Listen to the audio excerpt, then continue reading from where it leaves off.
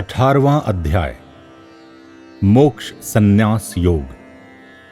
अब अर्जुन के मन में यह जानने की इच्छा हुई, त्याग व संन्यास में क्या अंतर है। इसलिए वह प्रभु से कहता है कि प्रभु, अब आप मुझे संन्यास व त्याग के विषय में अलग अलग बताएं। इस पर श्री कृष्ण भगवान कहते हैं, अर्जुन, इस विषय पर तू विस्तार से सुन।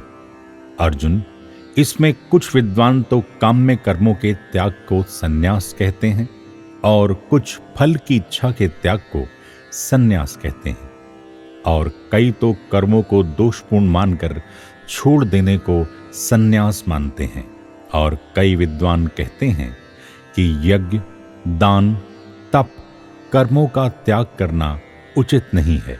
अर्थात तू त्याग के विषय में मेरे निश्चय को सुन, क्योंकि त्याग भी 3 प्रकार का कहा गया है। अर्जुन, यज्ञ, दान, तप, दया, इन कर्मों का त्याग नहीं करना चाहिए, क्योंकि यह मनुष्य को पवित्र करने वाले कर्म हैं। परंतु अर्जुन, इन कर्मों को करते समय फल की इच्छा व आसक्ति का त्याग अवश्य करना चाहिए। यही मेरा उत्तम मत है, क्योंकि नियत कर्म का त्याग करना किसी भी समय उचित नहीं है। अर्जुन, अगर कोई अपने नियत कर्म का त्याग करता है तो वह तामसी त्याग है, और कुछ लोग तो शरीर को कष्ट होगा यह कहकर कर्मों का त्याग कर देते हैं। ऐसा त्याग राजसी त्याग है। इस त्याग का उन्हें कुछ भी फल प्राप्त नहीं होता। अर्जुन, जो सब प्रकार के कर्तव्य कर्म करता है परंतु उनमें फल की इच्छा नहीं रखता, वह आसक्ति का त्याग करके सब कर्म करता है, तो उसके सारे कर्म सात्विक हैं। और अर्जुन, जो व्यक्ति कर्मों के फल का त्याग नहीं करता, उसे भी 3 प्रकार से कर्मों के फल को मरने के बाद भोगना पड़ता है। और जो जीते जी कर्म फल की इच्छा वह आसक्ति का त्याग करता है, उसे कर्म के करने पर भी कहीं भी इनका फल नहीं भोगना पड़ता। अर्जुन, कर्मों का अंत करने वाले संपूर्ण कर्मों की सिद्धि के लिए 5 कारण हैं। अर्जुन, इनमें एक तो अधिष्ठान, दूसरा कर्ता, तीसरा कारण, चौथा चेष्टा, 5वां देवता यानी संस्कार। अर्जुन, मनुष्य शरीर से, वाणी से, मन से जो भी कर्म करता है उसके यह 5 ही कारण हैं। अर्जुन, कर्म होने के यह 5 कारण होने पर भी अधिकतर लोग आत्मा को कर्ता के रूप में देखते हैं। ऐसे लोग विवेकहीन व कम बुद्धि वाले न तो ठीक देखते हैं न ही ठीक सोचते हैं, क्योंकि आत्मा तो अकर्ता है। और अर्जुन, जिसको फल की इच्छा नहीं और जिसकी बुद्धि कर्मों से लिप्त नहीं होती, ऐसा व्यक्ति युद्ध में सबको मारकर भी कुछ नहीं करता और ना ही बंधता है। अर्जुन, ज्ञान, ज्ञेय और परिज्ञाता, इन तीनों से कर्म की प्रेरणा होती है, और कर्म, करण और कर्ता, इन तीनों से कर्म संग्रह होता है। अर्जुन, सात्विक ज्ञान वह ही है जब साधक सब प्राणियों में मुझ एक अविनाशी परमात्मा की सत्ता को देखता है, और जो सब में मुझको अलग अलग देखता है, यह ज्ञान तो राजसी ही है। और जो मनुष्य इस संसार व अपने शरीर में ही आसक्त है, ऐसा मनुष्य तो तामसी ही है। उसके विचार में संसार अपने आप चल रहा है और मुझ परमात्मा की कोई सत्ता नहीं है। अर्जुन, सात्विक कर्म तो फल की इच्छा का त्याग करके, अभिमान व राग द्वेष का त्याग करके ही किया जाता है, और इसके विपरीत जिस कर्म को करने में अभिमान व फल की इच्छा हो, ऐसे कर्म को तो राजस ही जान। यह कर्म तो संसार में मनुष्यों को और बांधते हैं।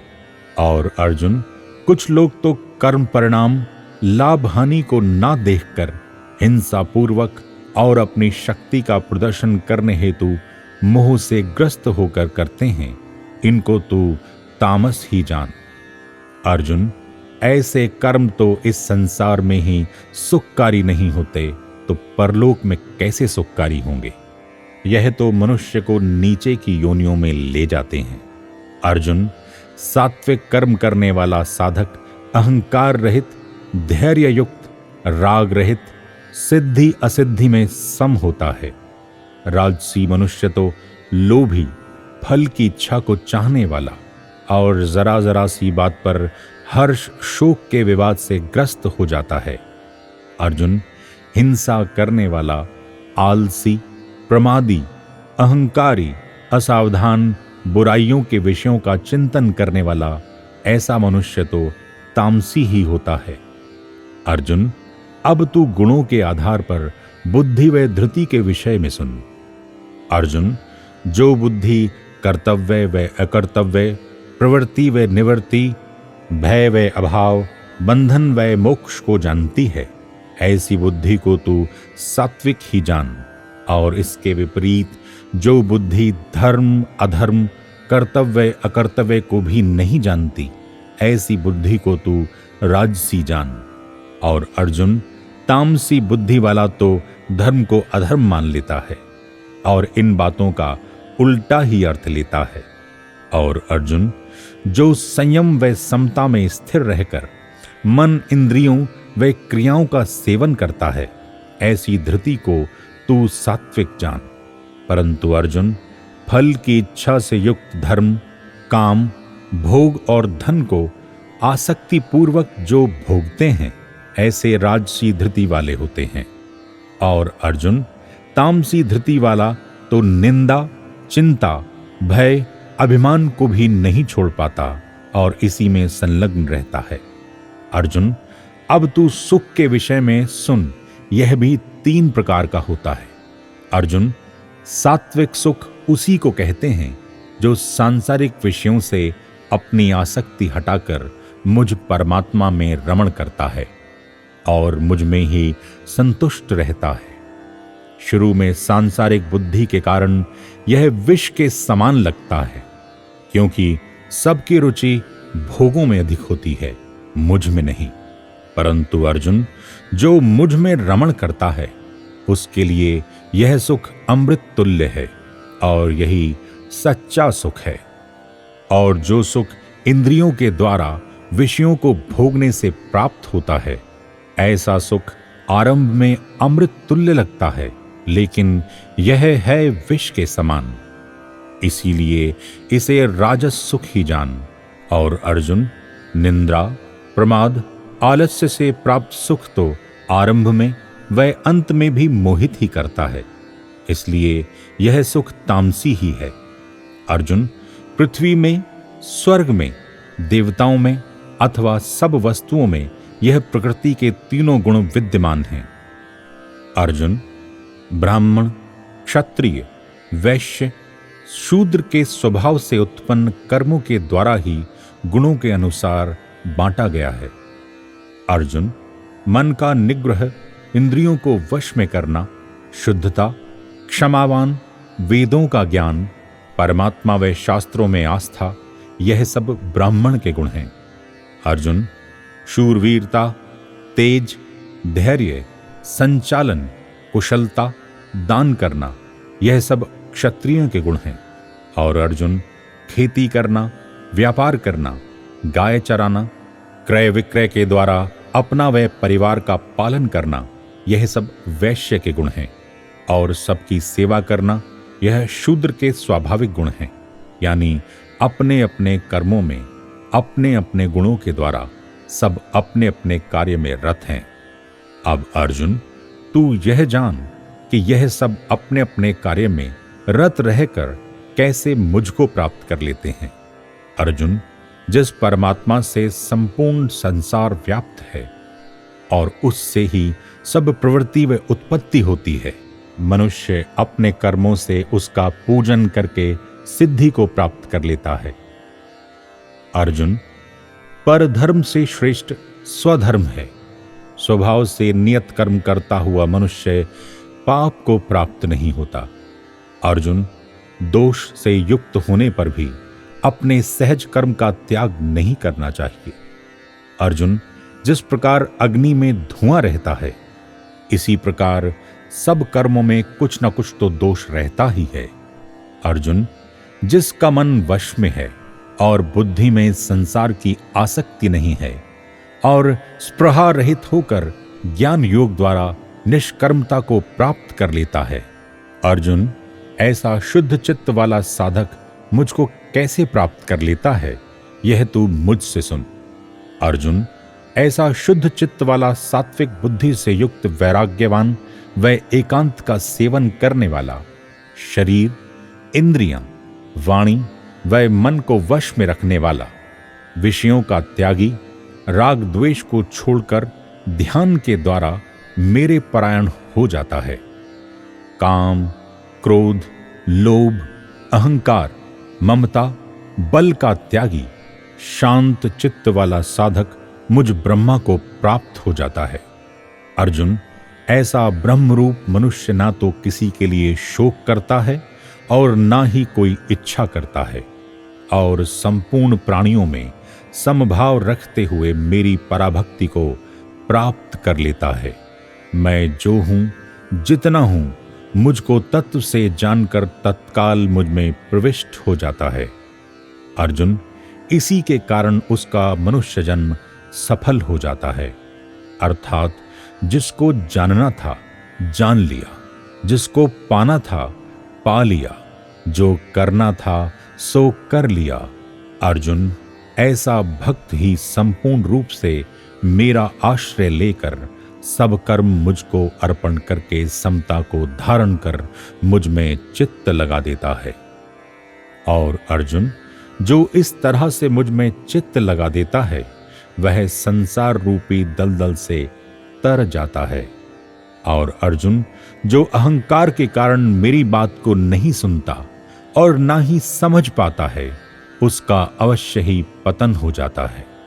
अर्जुन, मोह व अहंकार के कारण तू यह सोचता है कि मैं युद्ध नहीं करूंगा, तो यह तेरा निश्चय गलत है, क्योंकि तू क्षत्रिय है और तेरी प्रकृति के वश होकर तुझको युद्ध करना ही पड़ेगा। क्योंकि अर्जुन, संपूर्ण प्राणियों के हृदय में मैं ही रहता हूं। अपनी माया के द्वारा उनके स्वभाव के अनुसार मेरी प्रकृति उनसे सारे कार्य कराती है। अर्थात प्रकृति व माया के वश होकर उन्हें सब कार्य करने पड़ते हैं। परंतु अर्जुन, जो मेरा भक्त मेरी शरण आ जाता है, उसे संसार से उपरति हो जाती है, अर्थात वैराग्य हो जाता है, और वह मेरी कृपा से परम शांति को प्राप्त कर लेता है। अर्जुन, यह अति गोपनीय ज्ञान मैंने तुझसे कह दिया है। अब तू जैसा करना चाहे वैसा कर। अर्जुन, तू मेरा सखा है, इसलिए जो तेरे हित में है वह मैं तुझसे कहता हूं।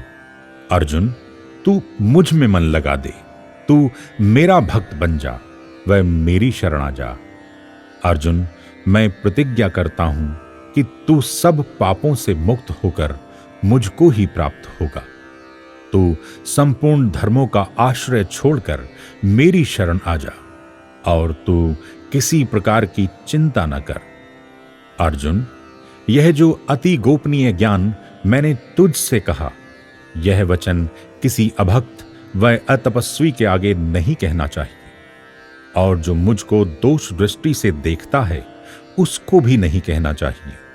लेकिन अर्जुन, जो मेरे भक्त हैं, जो मुझसे प्रेम करते हैं और मुझ में विश्वास रखते हैं, ऐसे पराभक्ति रखने वालों के समक्ष ही मैं प्रकट होता हूं। अर्जुन, मुझको वो ही प्राप्त होते हैं।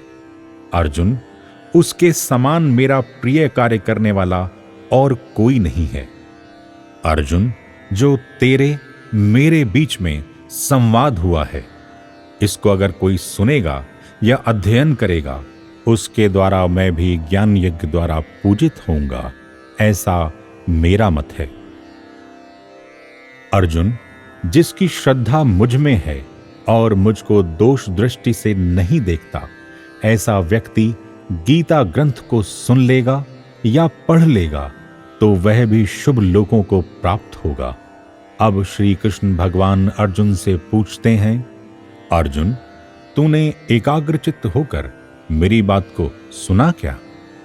अज्ञान से उत्पन्न तेरा मोह नष्ट हो गया क्या? इस पर अर्जुन कहता है, हाँ प्रभु, आपकी कृपा से मेरा मोह व अज्ञान नष्ट हो गया है और मुझे स्मृति की प्राप्ति हो गई है। अब मुझको किसी प्रकार का संदेह नहीं है। अब मैं आपकी आज्ञा का पालन करूंगा। इधर संजय, जो व्यास जी की कृपा से सारा दृश्य देख रहा था, वह सुन भी रहा था। संजय कहते हैं, स्वयं श्री कृष्ण भगवान जी ने अति गोपनीय ज्ञान अपने मुख से अर्जुन को दिया है, जिसे मैंने भी साक्षात प्रभु के मुख से सुना है। संजय कहते हैं, राजन, प्रभु के विराट रूप को मैंने भी देखा है और याद करके मैं बार बार हर्षित हो रहा हूं। राजन, जहां पर योगेश्वर श्री कृष्ण हैं और उनके साथ अर्जुन जैसा सखा है, राजन, वहीं पर विजय श्री है, ऐसा मेरा मत है। आवश्यक संदेश। हम जब कोई कार्य अपनी शक्ति से करते हैं तो उसके पूर्ण होने में या ठीक होने में संदेह होता है, परंतु जब कोई कार्य भगवान की शरण होकर करते हैं तो उसमें हमारी शक्ति तो यथा योग लगती ही है, परंतु साथ में हमें जो प्रभु की कृपा मिलती है उससे वह कार्य निसंदेह सफल हो जाता है, क्योंकि हमारी शक्ति सीमित है और प्रभु की कृपा अपार है। इसी प्रकार जब अर्जुन अपनी बुद्धि से युद्ध के विषय में सोचता है तो युद्ध करने से मना कर देता है, और जब भगवान की शरण हो जाता है और उनसे गीता का प्रसाद पाता है तो कहता है कि प्रभु, मेरा मोह नष्ट हो गया है और मैं यह युद्ध करूंगा। इससे ही गीता का स्पष्ट प्रभाव देखा जा सकता है। आज के युग में भी गुरु कृपा व गीता का चमत्कार है कि मुझ जैसा साधारण मनुष्य गुरु जी के सत्संग से गीता ग्रंथ की शरण हो गया, जिससे जीवन जीने की कला आ गई। गीता के सरल ज्ञान ने हमको बता दिया कि यह संसार तो नश्वर है और इस संसार का कारण यानी परमात्मा शाश्वत है, और मेरा यह शरीर भी मेरा नहीं। पानी की एक बूंद से इस शरीर की यात्रा शुरू होती है और राख की एक मुट्ठी से शरीर की यात्रा समाप्त हो जाती है। पंचभूतों से बना यह शरीर पंचभूतों में लीन हो जाता है, लेकिन हमारा शाश्वत नाता तो इस शरीर में रहने वाली आत्मा से है, जो कि शरीर के नष्ट होने पर भी नष्ट नहीं होती। यही सत्संग व गीता का प्रभाव है कि साधक इस शरीर को अपना ना मानकर आत्मा को ही अपना मानता है, और वह यह जान जाता है कि अब मैं नहीं मरूंगा, क्योंकि मरेगा तो यह शरीर मरेगा, जो कि इससे पहले भी कई जन्मों में मर चुका है। गुरुदेव की कृपा व गीता ग्रंथ के वचन हमें जन्म मरण से पार कर देते हैं और हमारे हृदय में विराजमान परमात्मा की अनुभूति करा देते हैं, और मनुष्य का जीवन धन्य हो जाता है और जन्म मरण के चक्कर से पार हो जाता है। आवश्यक संदेश। आज हमारे घर घर में गीता है, पर गीता का ज्ञान नहीं, क्योंकि लाल कपड़े में लपेटकर घर में गीता रख देने से गीता का ज्ञान नहीं मिल सकता। जिस प्रकार डॉक्टर से दवाई लाकर रख देने से स्वास्थ्य प्राप्त नहीं हो सकता, दवाई को खाना पड़ेगा। डॉक्टर के कहने के अनुसार परहेज रखना होगा, तभी बीमारी दूर होगी। इसी प्रकार गीता को पढ़ना होगा, कृष्ण भगवान जी के कहने के अनुसार जीवन के आचरण में लाना होगा और गीता को अपने हृदय में उतारना होगा। तभी हमारा एक एक घर, एक एक गांव, एक एक शहर, एक एक राज्य, सारा समाज व सारा देश धर्म के रास्ते पर आ जाएगा। जुगल किशोर चावला। गीता ऐसा ग्रंथ है, पढ़े सो उतरे पार, जो भी जानेगा इसको होगा बेड़ा पार। हरिओम हरिओम हरिओम हरिओम। ओम तत्सत, ओम तत्सत, ओम तत्सत।